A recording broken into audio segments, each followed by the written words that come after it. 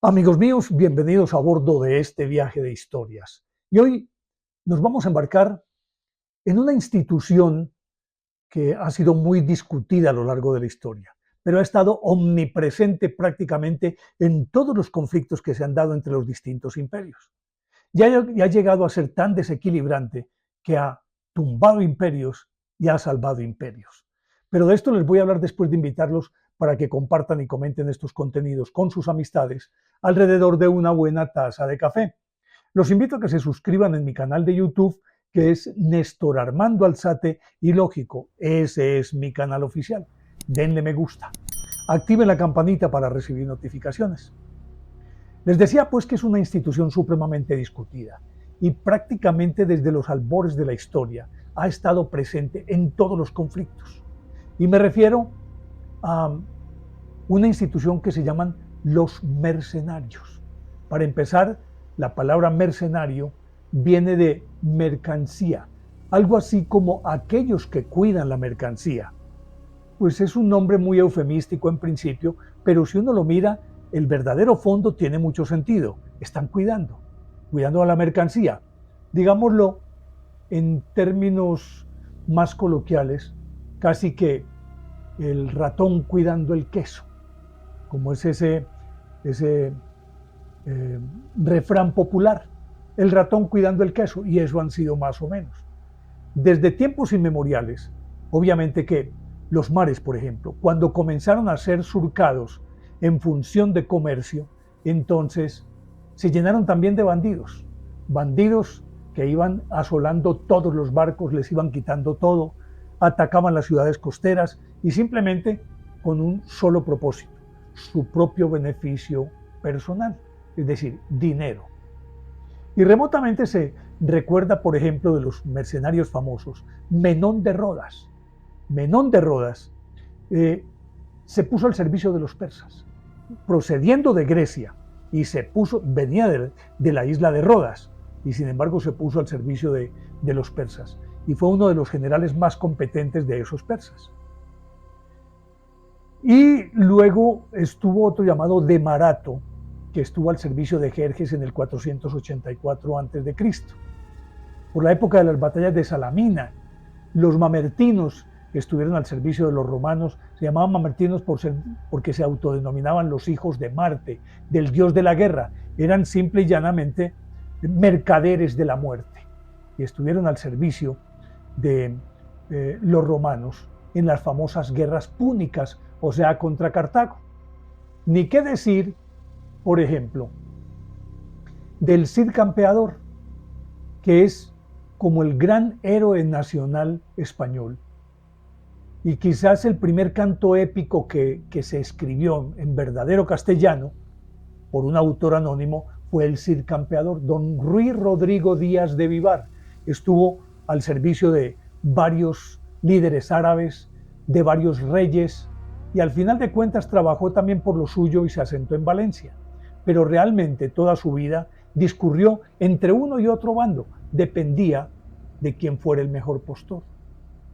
Roger de Flor fue otro que por la misma época estuvo al servicio de la corona de Aragón, pero también de algunos árabes. Estamos hablando en la época en que los árabes invadieron la península ibérica en el año 800 y que lograron ser expulsados por los reyes católicos definitivamente en 1492.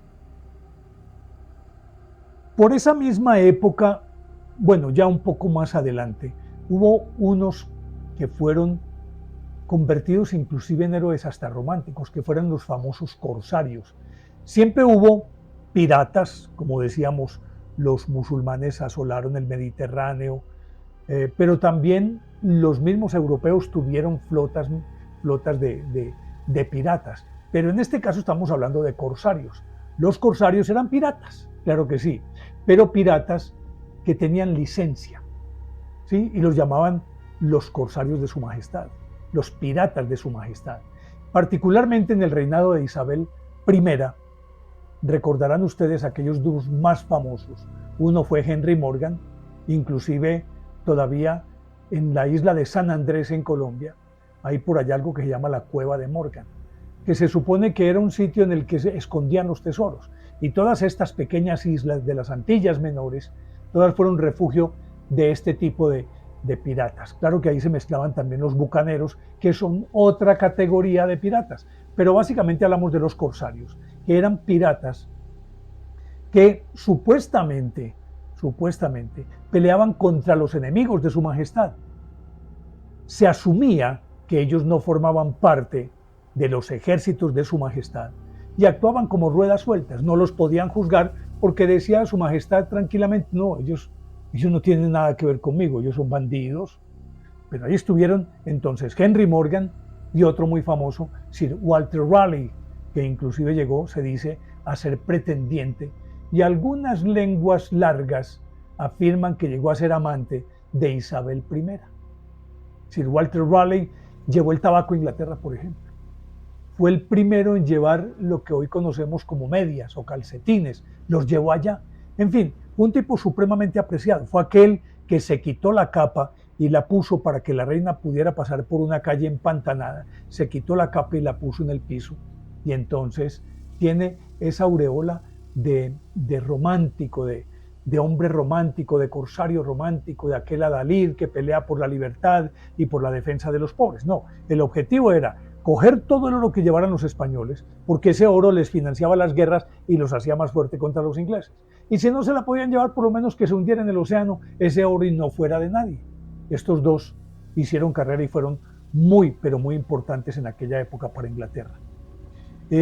También podríamos hablar de cómo, por ejemplo, en la Edad Media y Renacimiento, los mercenarios más apetecidos eran los suizos.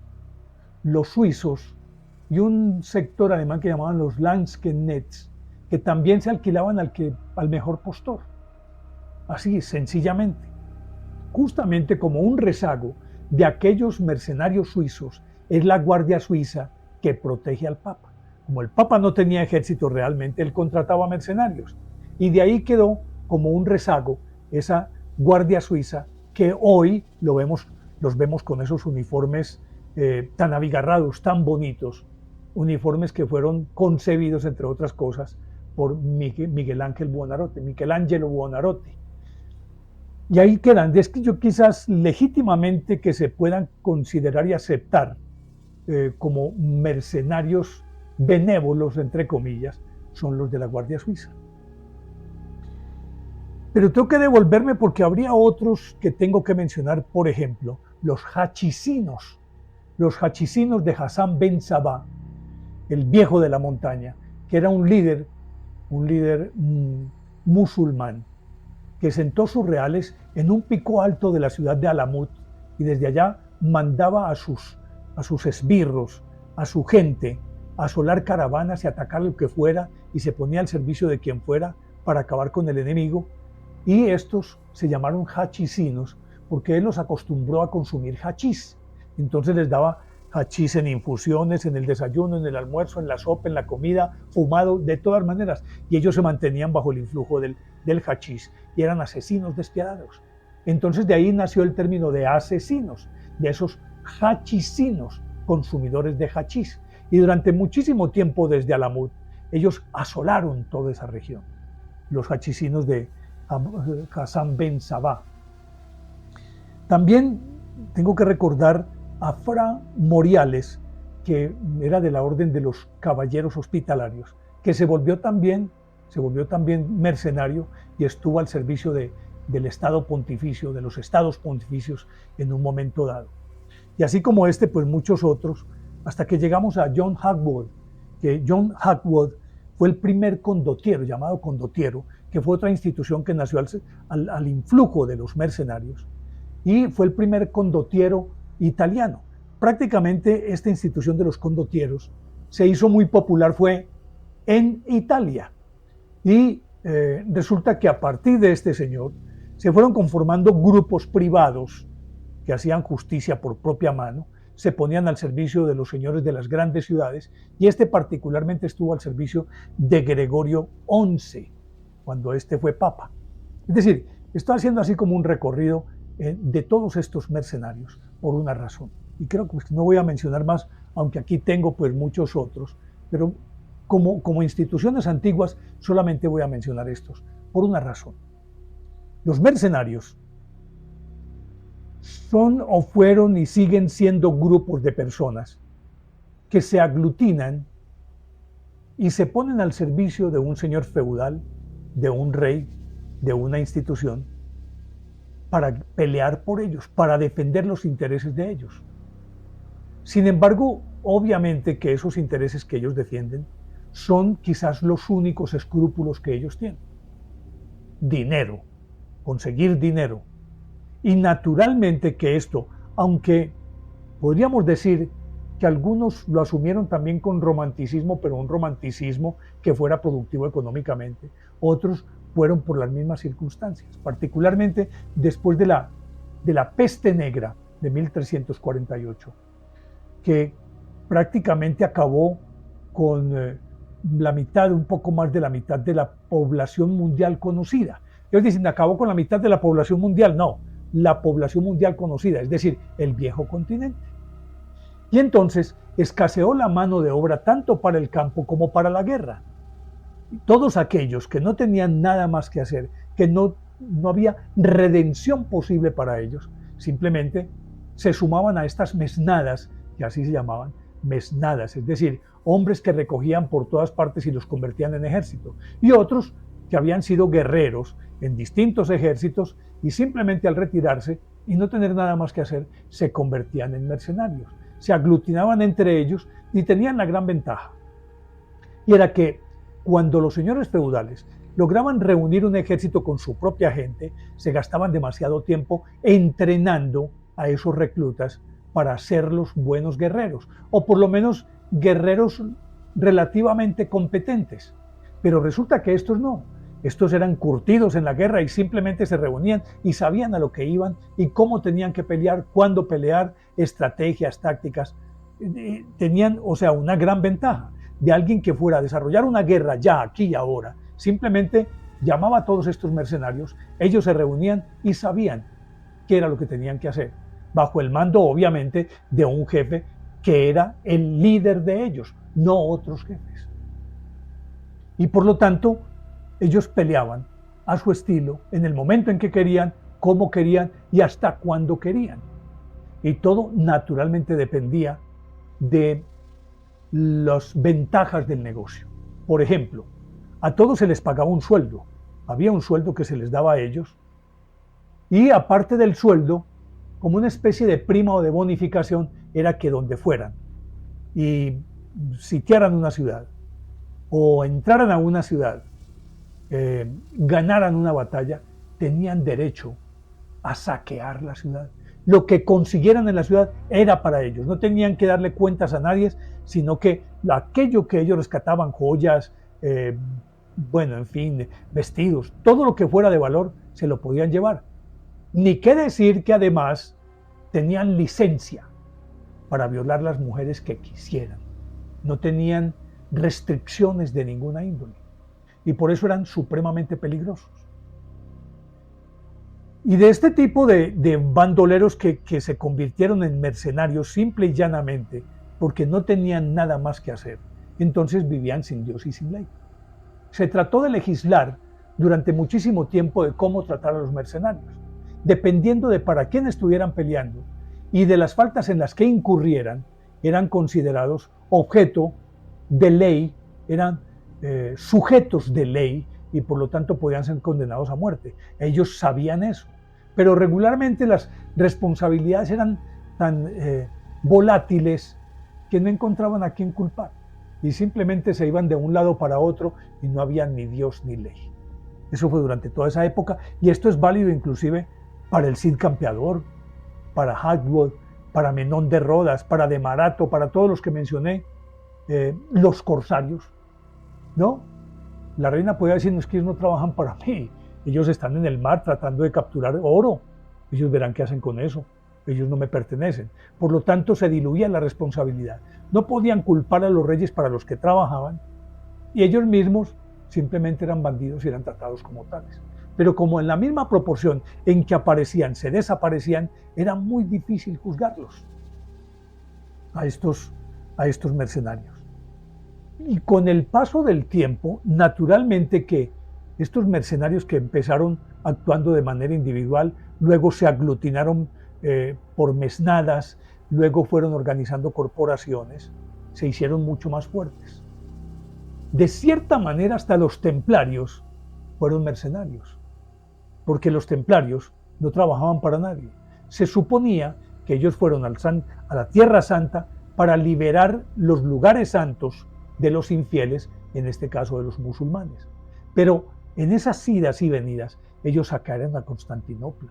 Los puertos a donde llegaban los saqueaban, se llevaban todo lo que encontraban y no le rendían cuentas sino al Papa. De regreso a Europa se convirtieron en un estado dentro de los estados. A ellos no los podía juzgar nadie a excepción del Papa. Entonces, siendo ruedas sueltas, ellos alimentaban conflictos de uno y otro lado. Le decían a un señor feudal, vea, lo van a atacar, tome, le presto un ejército para que se defienda. Iban donde el otro y dice, vea, ¿qué lo va a atacar? Tome, le presto un ejército para que se defienda. Y funcionaban de esa manera los templarios. Por lo tanto, eran de cierta forma también unos mercenarios. Pero estos ya sí pero muy bien constituidos. Y decíamos que con el paso del tiempo se fueron haciendo mucho más fuertes y siempre estuvieron presentes en todas las contiendas. Por ejemplo, de manera reciente tendríamos que hablar, aunque supuestamente lleve como una patente nacional, la famosa Legión Francesa. La Legión Francesa acogía a todos los bandidos, a los asesinos y a todo aquel que se quisiera librar de una condena larga, simplemente iba y se refugiaba en la Legión Francesa, que trabajaba en África. Y aunque parecía que pertenecían a Francia, realmente ellos simplemente actuaban a su antojo. Durante muchísimo tiempo, aunque ya existe la Legión Francesa más como una institución honorífica, y tal vez como una especie de guardia, no sé si todavía funcione, creo que sí, pero de todas maneras ya no es ni sombra de aquello que había sido. Pero en la época moderna aparecieron unos grupos que tienen vida propia y que casi que se pueden considerar transnacionales, mercenarias, que no obedecen a ningún país, aunque estén asentados en ellos, y han sido determinantes. Decía al principio que muchas de estos personajes y de estas instituciones inclinaron el fiel de la balanza en uno u otro sentido, tumbaron imperios y salvaron imperios. En la época moderna pues no hay una excepción. Ahora, por ejemplo, y ya muy bien constituidas, y siguen siendo un dolor de cabeza tanto para los países en donde actúan como para las mismas Naciones Unidas, que no tienen jurisdicción para juzgarlos o para meterlos en cintura o para llevarlos inclusive ante los tribunales internacionales, la Corte Penal Internacional. No hay forma de hacerlo. Y voy a mencionar unas cuantas que me parecen que son, diríamoslo, el arquetipo de estas organizaciones. Estoy hablando de la organización Blackwater, constituida en 1997, y es la organización mercenaria privada más grande de los Estados Unidos y que simboliza la privatización de la guerra. Inclusive es el principal ejército de mercenarios de Estados Unidos. Y todos son marineros ex-SEAL, Rangers, veteranos de Vietnam, es decir, gente muy curtida en el arte de la guerra y que tienen un poder inconmensurable por su preparación y también, obviamente, por las armas que poseen. Tenemos que hablar también de G4S, la multinacional británica considerada como la empresa de seguridad privada, porque ahora aparecen con ese sello de seguridad privada. Es la empresa más grande del planeta y actúa en 125 países. La G4S, y es la fusión de dos entidades, una noruega y otra inglesa, muy grandes, se fusionaron y hoy son el ejército más grande privado del mundo. De Blackwater se me había olvidado decirles que sus exabruptos y las cosas que hicieron llevaron inclusive a que tuvieran que disolverlo como Blackwater y simplemente le cambiaron el nombre. Hoy se conoce como la entidad Academy o Academia, se le conoce así, Academy, y es el ejército más grande de los Estados Unidos. Hay otra compañía australiana que es La Unity Resources Group es australiana y fue fundada en el 2000 y opera en África, en América Central y en Asia. Este Blackwater y este G4S han actuado en Mozambique, en Zambia, en República Centroafricana, en Malí, en la guerra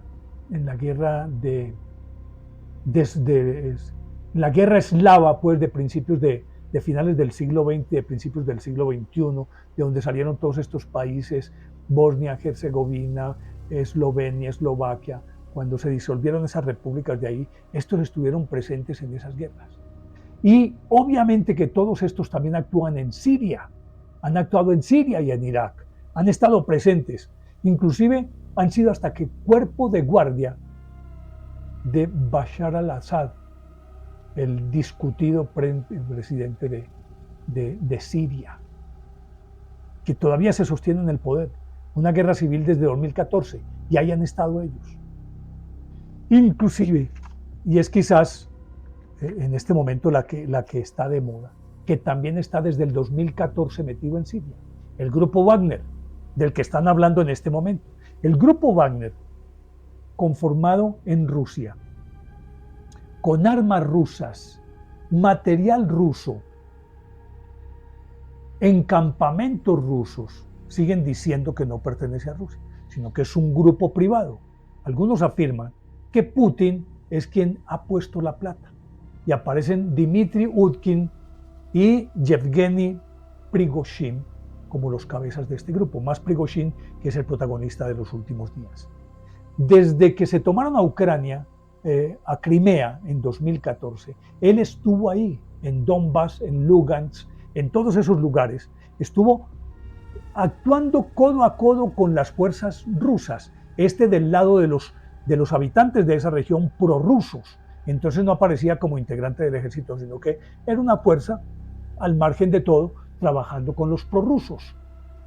Pues fueron determinantes los integrantes de esta organización Wagner, que entre otras cosas se llama así porque Prigozhin y Utkin, que son antiguos funcionarios de la KGB, tipos supremamente avesados en esto del arte de la guerra y de los golpes de mano y de las emboscadas y de todo aquello que es una guerra soterrada, estos dos, resulta que son pronazis en grado sumo, son más nazis que los nazis. Y pusieron a este grupo Wagner porque comparten la misma admiración que sentía Hitler por el compositor alemán Richard Wagner, estos también. Entonces, como homenaje a Hitler, pusieron este nombre a este grupo. Y motivan a su gente, es con esta música. Pues se afirma, y es más o menos lo que se dice oficialmente, que tiene unos 25.000 hombres. Pero resulta que ese es lo que le quieren mostrar. Pero hay quienes afirman que sus efectivos realmente son 50.000. Muchos de ellos sacados de las cárceles rusas, condenados por violación, por asesinatos, por homicidios, y los tienen ahí.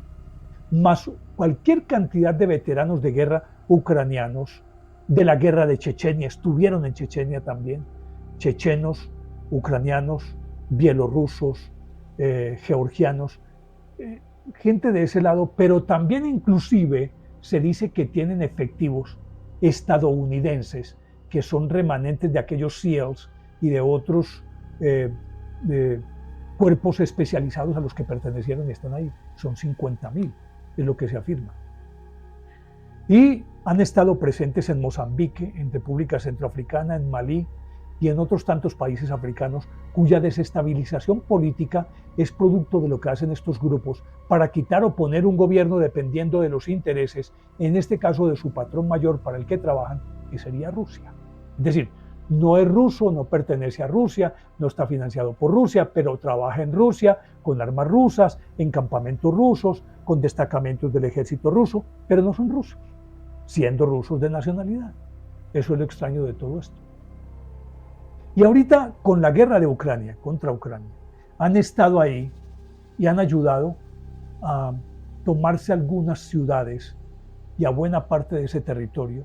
O sea que los ucranianos están enfrentando dos ejércitos, este ejército privado y aquel ejército oficial de Rusia, que en un momento dado se funden de tal manera que no se saben quiénes son quiénes. Pero a la hora de las responsabilidades, para el ejército ruso es muy fácil decir, no, nosotros no hicimos eso. Fue un ejército de mercenarios privados, cáiganles a ellos. Lo que está aconteciendo es supremamente grave. Y es tan grave y es tal el poder que tiene el grupo Wagner en este momento, que inclusive puso a temblar a Putin. Recuerden que la semana pasada el mismo Putin dijo que eso era una... Ahí sí lo calificó como traición a la patria lo que estaba haciendo el grupo Wagner, que inclusive el presidente Lukashenko de Bielorrusia tuvo que llegar a intermediar y sentarse a hablar con Prigozhin para que éste no avanzara hacia Moscú. Él iba decidido hacia Moscú, porque parece que tiene un conflicto personal con el ministro Shoigu y el ministro de la Defensa Shoigu, y están enfrentados. Y parece que en una confrontación de esas, lo que llamarían fuego amigo, a él le dieron de baja a un montón de sus mercenarios, y eso encendió la ira de este Prigozhin. Y entonces se sintió también a su vez traicionado y dijo, voy para Moscú con mi gente. Y tiene tanques, tiene aviones, tiene misiles, tiene todo lo que se quiera. ¿De dónde salieron? ¿Cómo los han financiado? Los tiene. Entonces Putin se sintió aludido y sintió temor. Eso es lo que uno puede percibir de sus declaraciones y lo que dicen los analistas. ¿Hasta qué punto se podría llegar a pensar que este Prigozhin podría entrar a Moscú y darle un golpe de estado a Putin? Muchos analistas dicen que sí, que ese es el miedo que tiene Putin. Lukashenko logró calmar a Prigozhin y entonces Prigozhin devolvió a su gente a sus campamentos. Pero el cometido primario, en principio, era ir a Moscú y tomarse a Moscú. Y tomarse a Moscú es tumbar el gobierno. Inclusive, el mismo Putin ordenó que hubiese medidas preventivas y creo que desplegó una buena parte de sus hombres para proteger a Moscú de una hipotética incursión del grupo Wagner. La cuestión está ahí en este momento. No se ha solucionado. A Prigozhin, ¿qué le dijeron para que se detuviera? O lo consiguieron o con dinero, porque no creo que amenazándolo, un tipo tan curtido como él, no creo que se deje intimidar por amenazas. Yo creo que la única amenaza buena para él es que le den plata, supongo yo. Y en esas están en este momento. El peligro no ha pasado.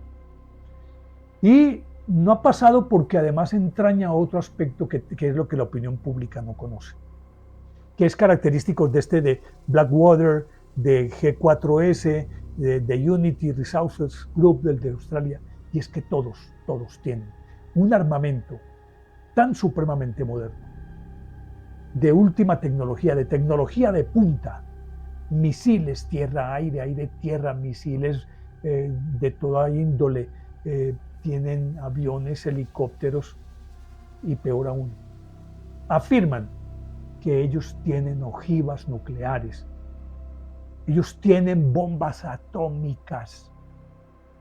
En el caso de Wagner es creíble porque recordemos que tras la disolución de la Unión Soviética en 1989, disolución como República Socialista Soviética fue en 1991. Pero desde esa época resulta que esa Federación Rusa tenía un montón de bases en las que había armas nucleares, en Ucrania, en Georgia, en Chernobyl, en Uzbekistán, en todos esos países tenían armas atómicas, tenían bombas atómicas. Y en el momento de la disolución, esos países quedaron con bombas, que luego hubo un movimiento que lograron recuperar la mayor parte de ellos, sí, pero quedaron algunos remanentes. Entonces, en Rusia conseguir una bomba atómica no es algo tan difícil, es simplemente ponga plata sobre la mesa. Y al parecer estos grupos tienen ojivas nucleares.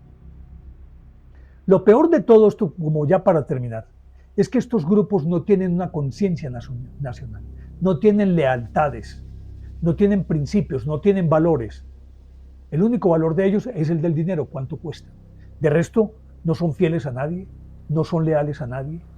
Y por lo tanto se ha dado a lo largo de la historia que grupos como estos han inclinado la balanza, como decía al principio, porque se llegó a dar inclusive que en medio de una batalla, recuerdo una de las batallas púnicas, si no estoy mal, cuando estaba hablando de Marato, o de los mamertinos más bien, parece que ellos pertenecían a Cartago y en un momento dado Escipión el africano logró aceitarlos de tal manera que se voltearon para el otro bando. Es decir, empiezan peleando por un bando y ese mismo día voltean la torta y terminan peleando a favor de aquel al que estaban atacando en principio.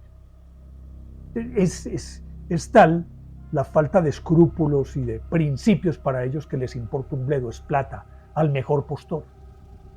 ¿Qué tanto puede ocurrir esto con el grupo Wagner, entendido que Prigozhin es un sobreviviente de la KGB, es un ultranacionalista, que es pro-nazi y todas estas cosas? ¿Qué tanto que en él todavía existan lealtades y principios con su madre Rusia? Es probable, pero no creo tanto. No creo tanto porque es que a la hora de la verdad lo que importa aquí es el dinero, pero también el poder. Si Prigozhin en principio supuso que podía tomarse a Moscú y empezó a andar en ese sentido, es porque cree que es posible acceder al poder. ¿Qué tal el grupo este que llegue y saque a Putin del poder y él se apodere del poder en Rusia? No es descabellado pensarlo. Y no es descabellado pensarlo porque la misma reacción de Putin lo lleva a uno a pensar eso. Al parecer es lo único que lo ha hecho vacilar y tambalear en todo este proceso en la guerra de Ucrania, a Putin. Esto que hizo Prigozhin, el anuncio de que iba para Moscú, parece que eso sí lo puso a temblar a Putin. ¿Hasta qué punto eso significa que se siente vulnerable frente a un grupo tan supremamente fuerte, que tiene tecnología de punta, que tiene todas las armas del mundo y aparte de eso, hombres experimentados en la guerra? Porque en el ejército regular de Rusia hay demasiados reclutas, hay gente que no había peleado, simplemente que los reclutaron a la fuerza y los metieron allá. Pero estos no, estos saben pelear. Por lo tanto, en este momento, la situación es supremamente crítica. Lo tienen apaciguado un momentico, pero hasta qué punto quién puede afirmar que es así y no que simplemente está reorganizando sus cosas para emprender un ataque a fondo contra Moscú. Eso es lo que está ocurriendo en este momento en el mundo. O sea, que a esa guerra de Rusia le nace, digamos, otro enemigo ambivalente, que con seguridad sería una presa de inestimable valor si pudieran voltearlo para el otro lado la OTAN. Es muy difícil que así sea, porque Prigozhin es de viejo cuño de la Unión Soviética. Pero ¿hasta qué punto, y entendiendo que las lealtades se miden en cuestión de plata, estaría dispuesto inclusive a venderle su alma al diablo y enfilarse con la OTAN? Sea como fuere, es una cuña en el zapato, peligroso para todos, porque pelea solamente a su favor, contra el que sea. Es muchísimo más peligroso, porque cuando te encuentras a alguien que tiene principios, puede que lo logres cautivar y traértelo para tu lado, pero ahí se configuraría la traición a su patria. Pero aquí no hay patria que defender, aquí lo único que hay que defender son intereses personales y económicos. Y si tienen todas las armas del mundo, imagínense lo que podría ser en el futuro. Un ejército de estos puede definir una guerra. Un ejército de estos puede tumbar a cualquier gobierno. Un ejército de estos se puede tomar al mundo. Porque tienen todas las armas, el conocimiento y la preparación. En eso estamos en el planeta en este momento. Entonces tendríamos que decir, ¿estamos a merced de quién? Ustedes juzgarán. Por eso les dejo la inquietud de siempre. ¿Les parece lógica o ilógica esta historia? Ustedes lo deciden. Y eso sí, tendremos que estar ojo a visor, muy pendientes de lo que va a ocurrir en los próximos días. Que con seguridad en este momento es de calma chicha. Que viene es algo impredecible por el momento. Pero que va a ser fuerte, lo será. Llegamos al final. Espero que les haya gustado. Y como siempre les repito, ¿les parece lógica o ilógica esta historia? Los espero en el próximo capítulo, que con seguridad será otro fascinante viaje de historias. Chao.